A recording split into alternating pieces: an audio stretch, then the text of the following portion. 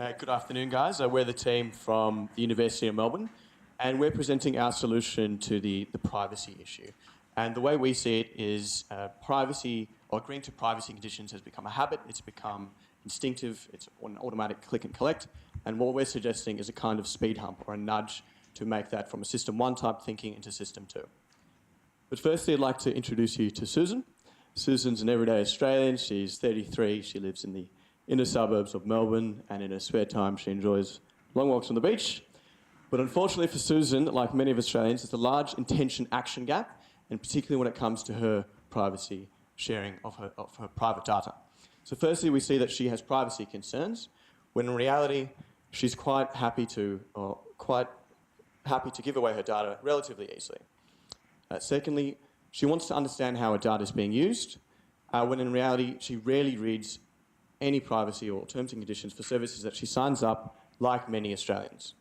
And finally, she wants more control over her data, yet when she agrees to consent to her data being used by a particular service, she's stuck in that default where she doesn't reevaluate that decision in the future. So then, what we see, for example, is Susan signing up to a service, like many of us do, and it's a simple click and accept. It's a click and accept. And we know that Susan's not the only one susceptible to these sort of biases. And what this shows is that the system of accepting terms and conditions is instinctual. It's a habit. It's a click and it's a go. So what this means is, how do we encourage bad habits of this instinctive System 1 to System 2? And that's through a wait period. And the second question we need to ask ourselves is, how do we encourage bad decisions from defaults, once they've shared, into a more active decision-making? And that's the re-evaluation period. So the first speed bump we want to introduce is a 30-second compulsory wait period on the privacy consent screen. So this means individuals can't proceed with their registration or transaction without waiting 30 seconds. So the aim of this first nudge is to break that click and go habit. So for example, Susan is considering taking an additional credit card with ANZ. They've asked Susan to create an account, and by doing so will gain some access to her past credit card history. Now, out of habit, Susan would normally click accept to the terms and conditions for privacy without even opening the link to the privacy disclosure statement.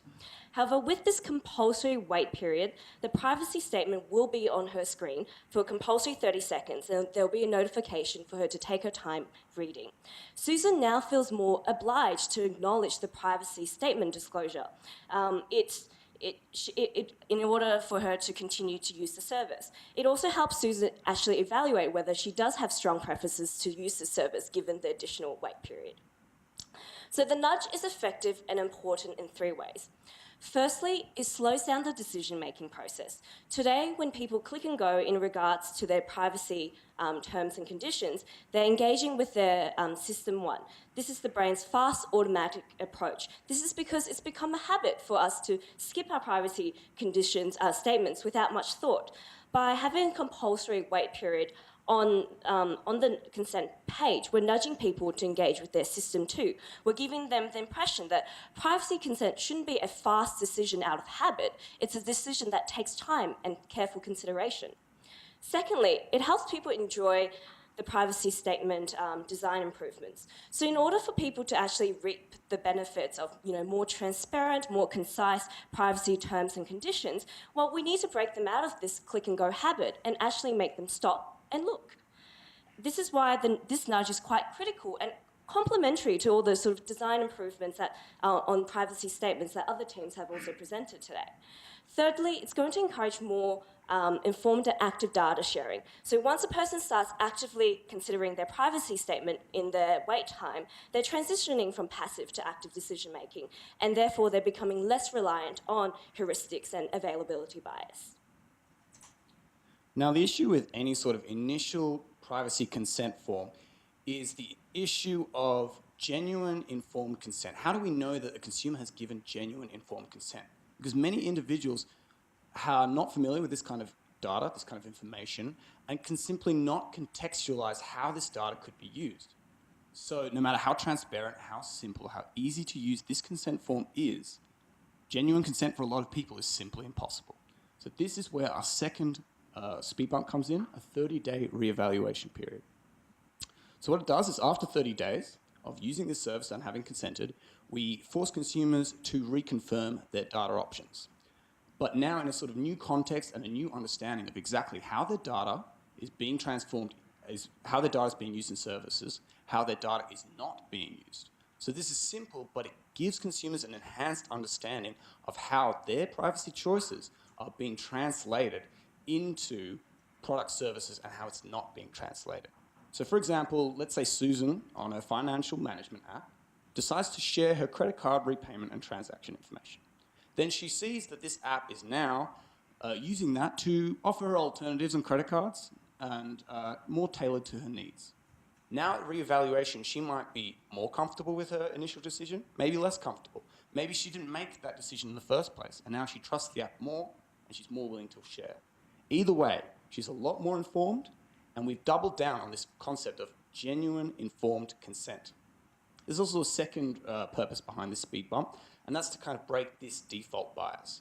So we know consumers want to be able to actively control and track their data usage over time. But we also know that consumers get stuck in this default where they set their privacy policy and then they completely forget about it and they leave it.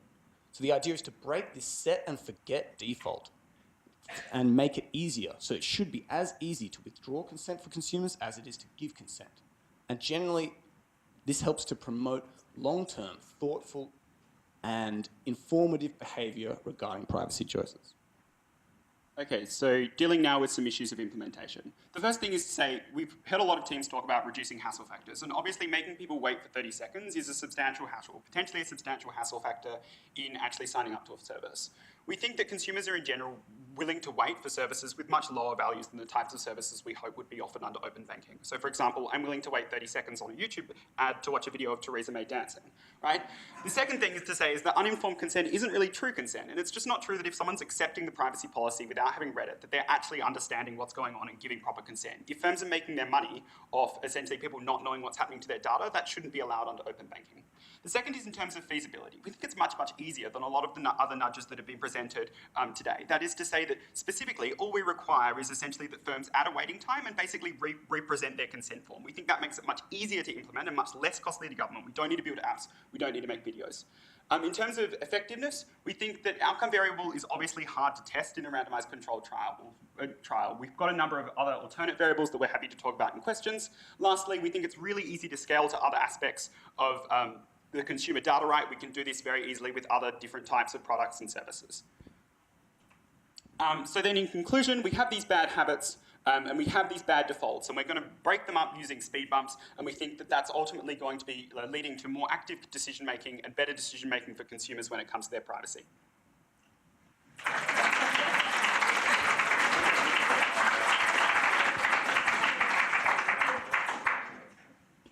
So I have a nightmare vision of logging into my Gmail and having like 16 different notices that say, would you like to renew your consent? Because it's been a month, you know, from your mortgage, and then for your credit card, and then for your savings account, and then for your...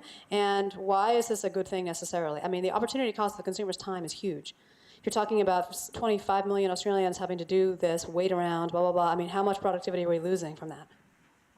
So we think that people would typically sign one privacy policy per service that they're using. We think it's likely that people are going to be using presumably like only one or two or three services. We think then that having to reconsider your choices isn't actually that bad a thing. And in terms of like waiting when you're signing up for multiple services, again, it's like once per privacy policy. We think that people don't typically sign up for that many services, so it's not actually that bad to have them consider their decisions. Follow-up. So what about issues in regard to informed switching? So you've talked a lot about providing the consent, but in terms of whether or not some particular service I'm using is good for me, like what are you thinking? I guess that really doesn't, this nudge doesn't really address that issue. We focus purely on privacy. In terms of whether a switch is good enough, that's up to the industry to make that value proposition. And what this does is make, I guess, the cost of privacy, or not necessarily a cost, but the value of sharing privacy more salient or more transparent. I would want to pick up on that. What happens if I switch my service provider and therefore terms of condition would change? Do I still get to do the reconfirmation on the new service? Because then we get this continuous loop, right? If you see people switching, they keep on. Sorry, Eva. Thanks, guys.